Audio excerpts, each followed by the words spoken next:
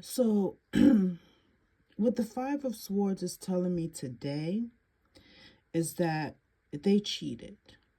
They only won the fight because they cheated. They used your weaknesses against you. They said things that hurt you so that you can feel depleted, so that you did not have the strength to fight because they broke you down mentally and they psychically attacked you, right? And so you don't want to fight anymore because you don't have the emotional capability to fight after being hurt so bad because of what they said, right? You build boundaries, but they tore those boundaries down by telling you or showing you that they have power over your finances. They have power over whether you have to pay more for rent. They have power over you. So how dare you build boundaries against them? They're going to show you. They're going to verbally tear you down and psychically attack you with the same conditioning that your ancestors were conditioned with. And now they want to wake up that conditioning inside of you because you have the same DNA as your ancestors. So even though you haven't been through what your ancestors has been through, it's in your cellular memory. And all that's needed to make you feel defeated is someone who wins the race by cheating. Okay? And how do they cheat? They tear you down mentally. They wake up and remind you of the conditioning that is in your DNA. Okay? And it's hard when they tell you what they tell you, when they say what they say, it's hard not to believe it. And all it takes for you to receive their curses and their psychic attacks and to walk in defeat is to believe what they say. And people say don't believe them. That's easier said than done.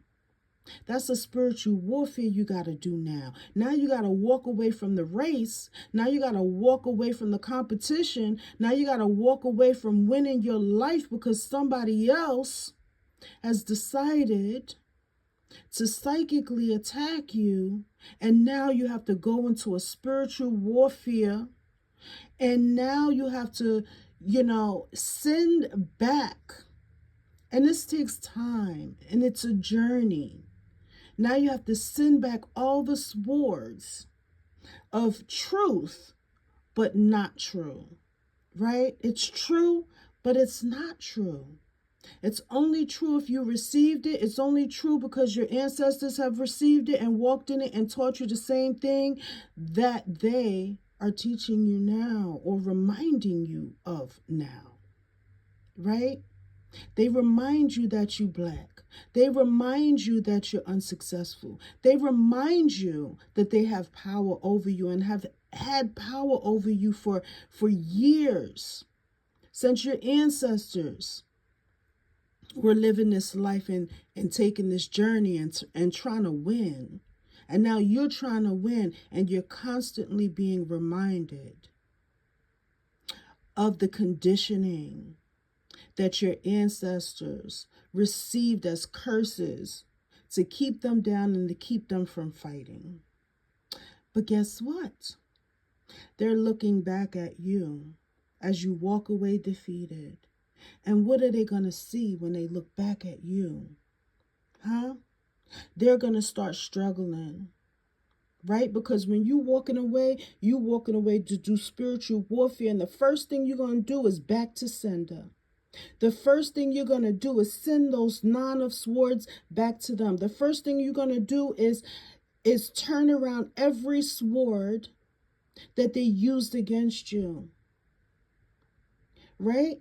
But you don't have the ability to physically win the fight, so you are going to spiritually win the fight. You don't have the finances to physically win the fight, but you are going to spiritually win this fight. But you got to walk away with your tail between your legs and go into spiritual warfare so that you can win from within. Right?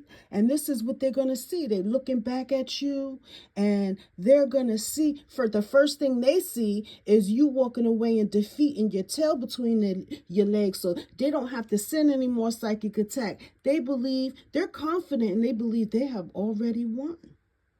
But what they don't know is that in your weaknesses, your strength is made perfect in the spirit. And your physical weaknesses and your emotional weaknesses, you are being made perfect by God. And what and who is God? God is your spiritual team. God is omnipresent. God is all of you, within and without. But yeah, so you walking away with your spiritual crew, and your spiritual crew is teaching you how to be a good mother. Your spiritual crew is teaching you how to be a good steward over your finances. Your spiritual crew is teaching you, your compassionate spiritual helpers is teaching you how to become that virtuous woman that you set out to be. And if you're watching this and you're a man, then take it as a man. Right? Some men are mothers as well as fathers, right? Spiritually, metaphorically speaking, because they still have to be mothers because, you know, they're single fathers. So a single father is a single mother, and a single mother is a single father. Right? There's a lot of people that will beg to differ, but I'm just talking about metaphorically, and not so much metaphorically, but as far as the roles that you have to play in the lives of your children. Right? You're going to become virtuous. All right? Good stewards over your money. Everything that you've been through with this psychic attack has built you up and made you into the person that you are now. And for your ashes, you will be crowned with a golden crown and financial stability, right? That's what that pentacle in her hand represents, right? And you're going to be more creative because you're going to put your pain in the creation of your work, and probably that's what's going to make you rich, right? Perhaps that's what's going to make you financially stable, so that these people no longer have the power to take this coin out of your hand because they did not put it there, right? They did not hire you, so they can't fire you. They do not own the place. They do not own the roof over your head, so they can't keep increasing your rent in order to frustrate you and keep you down and to keep you financially screwed, right? Right?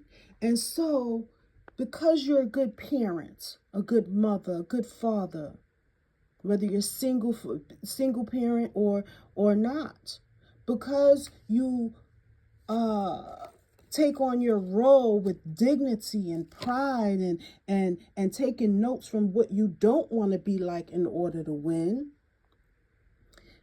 you have built a legacy for your whole family. You are building a legacy, or you have built a legacy for your whole family.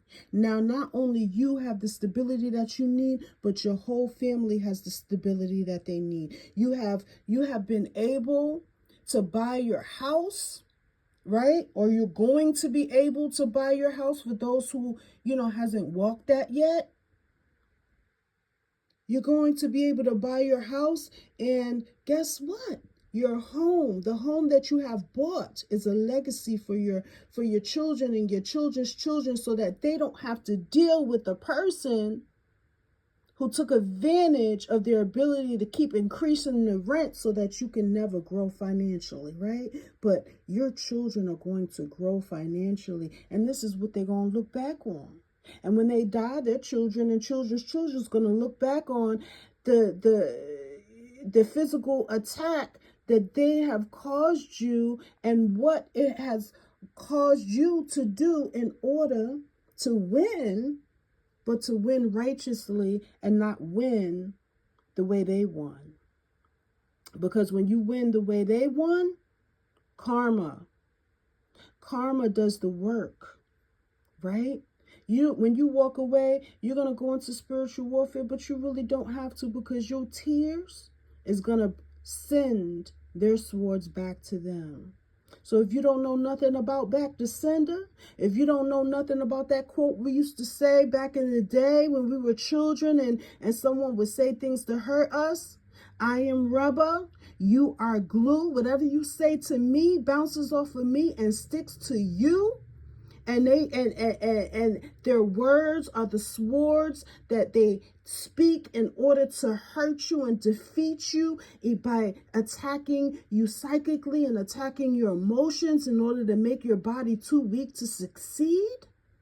Oh yeah, them swords are coming back to them as they looking back at you with your tail between your legs, feeling like they got the victory, right?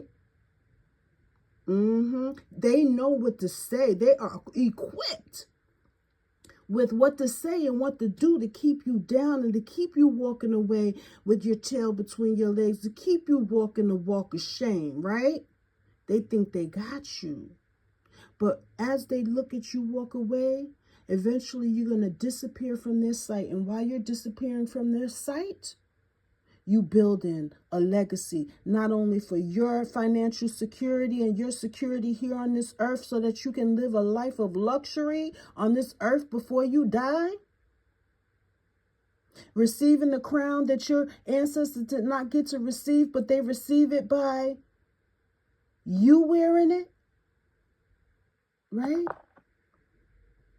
As you disappear from their sight, you out here doing the right thing, you out here being victorious, you out here being a virtuous woman or a virtuous man, and you are out here building a legacy for not only yourself, but for your children and your children's children, right? Healing your past so that your ancestors are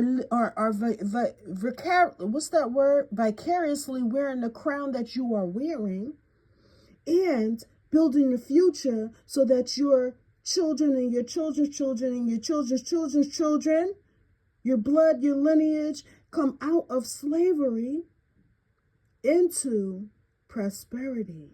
Come out of the slavery of the psychic attack that this person had the power, and they abused their power. And now they are no longer a part of your tribe, but they have to walk their walk of shame while you live. And guess what? You sitting down chilling with your coin. You ain't trying to look back to see what they doing. You don't care about vengeance. You don't care about doing unto them as they has done to you, because you are doing unto others as you would like them to do unto you. And that's what makes you a virtuous woman or a virtuous man, a virtuous person. And that's what enabled you to build your legacy. Ashe. So it is, so it be. On earth as it is in heaven, thy will be done. Ashe.